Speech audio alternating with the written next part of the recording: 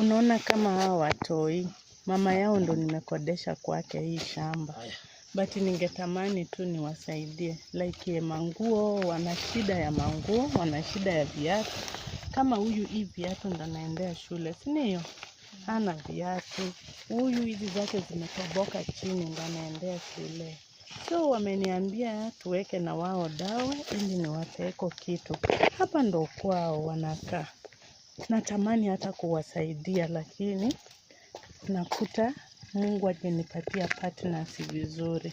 Kwa hivyo ni familia ambayo inataka kusaidika, ya kwamba Mungu atusaidie, tuwasaidie. Hapa ndo nyumbani kwao, hapa ndo nyumbani. Wanahitaji kitu kama mattress, hawana mattress.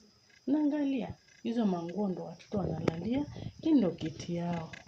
Baba aligonga kiti, hii ndo kiti. Hapa ndo nyumbani, hapa hii ndo jikoni nyingine ya nyumba. Hapa ndo wazazi wanalala, hata mahali kitu ya kulalia hakuna. So mimi naomba Mungu anibariki ili niwe baraka kwa hii familia. So wacha tufanye na wao kazi kidogo and then pia nikuwe baraka kwao. Wametaka kunisaidia na pia mimi nitawabariki. Unaweza tamani tu kunijoin tufanye kazi ya Mungu. Huku ni mashambani. Nimekuja kutembea na nikakodesha shamba kwao. Na ninaomba Mungu nikuwe baraka, nisikuwe laana kwao. Ili siku moja Mungu anibariki. Sawa sawa.